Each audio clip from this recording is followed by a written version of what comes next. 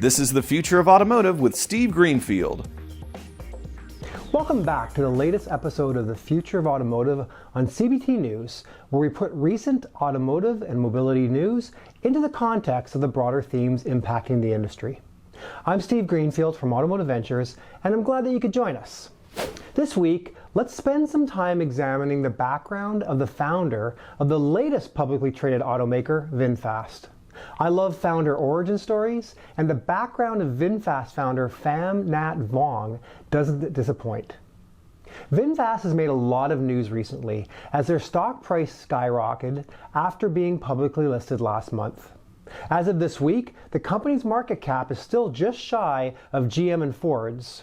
This for a company that only sold 24,000 vehicles last year. VinFast founder Pham Nhat Vuong was Vietnam's richest man even before listing his electric car company.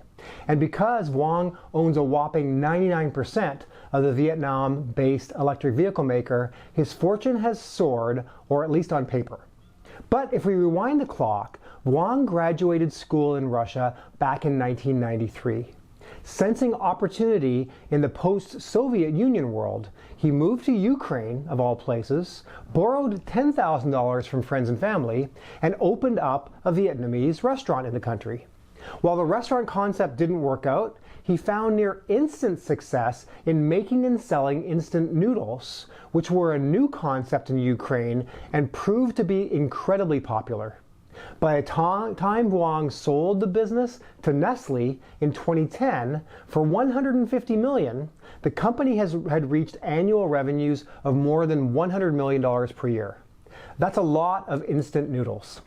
He took the $150 million and headed back home just as Vietnam's government was accelerating the transition from a centralized to a market economy.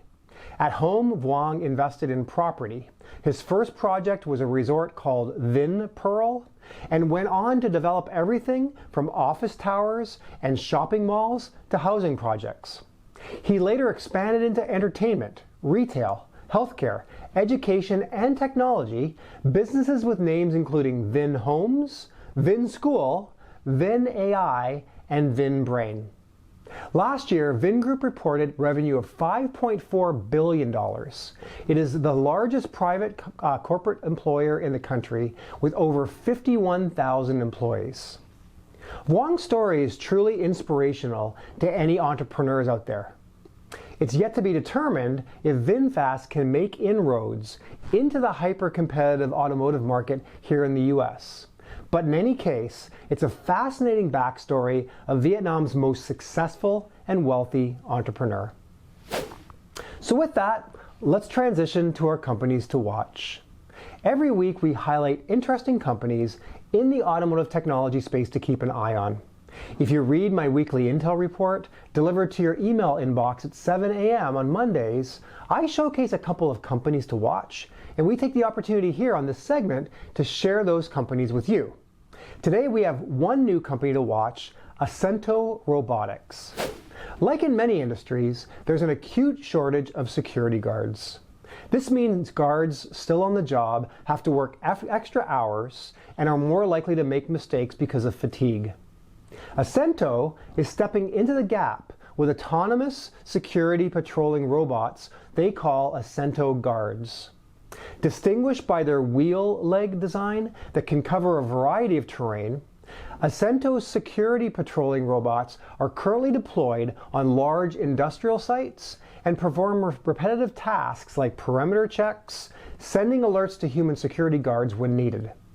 Acento's robots move at walking pace and perform tedious but important tasks such as verifying perimeters, checking for holes or openings in fences, recording property lights, and making sure parking lots are clear, as well as detecting floods or fires.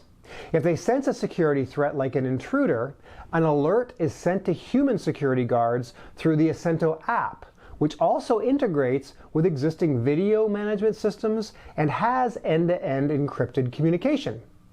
I imagine that it won't be long until we see robotics creep into the automotive dealership world. For example, we've recently invested in companies that use robots to change tires and conduct vehicle ADAS calibrations automatically. Maybe it's just a matter of time before the dealership's security guard is an Acento unit that works 24/7 and doesn't take smoke breaks or holidays. If you're interested in learning more, you can check out Acento Robotics at www.acento.ai. So that's it for this week's Future of Automotive segment. If you're an auto tech entrepreneur working on a solution that helps car dealerships, we want to hear from you. We are actively investing out of our new dealer fund. If you're interested in joining our investment club to make direct investments into auto tech and mobility startups, please join.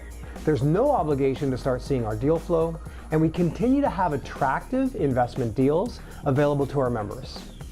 Don't forget to check out my book, The Future of Automotive Retail, which is available on Amazon.com, and keep an eye out for my new book, The Future of Mobility, which will be out at the end of the year. Thanks as always for your ongoing support, and we look forward to working closely together with you to create the future of this industry. Thanks for tuning in to CBT News for this week's Future of Automotive segment, and we'll see you next week. Thanks for watching The Future of Automotive with Steve Greenfield.